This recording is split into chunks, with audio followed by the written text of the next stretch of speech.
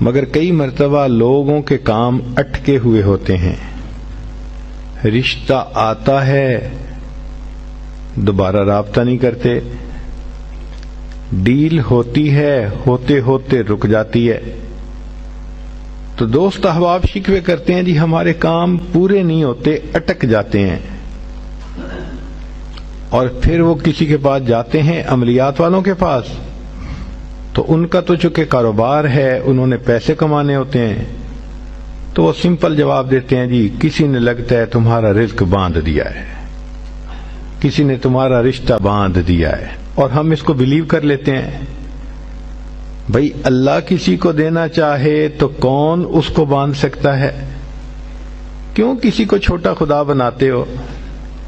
کوئی کسی کا رزق نہیں باندھ سکتا، کوئی کسی کا رشتہ نہیں باندھ سکتا، ہمارا ایک ہی خدا ہے، اس کے کام کو کوئی روک ہی نہیں سکتا۔ خواہ مخواہ اپنا عقیدہ بھی خراب اور اپنا عمل بھی خراب۔ سیدھی بات ہے کہ نبی علیہ الصلوۃ والسلام نے جو باتیں سکھائیں ان کو کریں، خود بخود عملیات سے جان چھوٹ جائے گی۔ چنانچہ عورتیں اکثر پوچھتی ہیں جی کہ میرا رشتہ اچھا ہو جائے، بیٹے کو جاب مل جائے، بہو کا ویزا رکا ہوا ہے، فلاں کام اٹکا ہوا ہے، تو بھئی اٹکے ہوئے کاموں کے لیے عمل نبی علیہ السلام کے مبارک زبان سے ابو داؤد شریف کی روایت ہے۔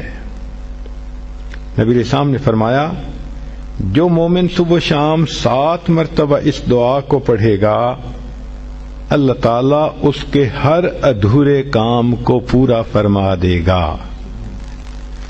اور وہ کیا ہے؟ حسبی اللہ لا الہ الا ہو علیہ توکلت وہو رب العرش العظیم۔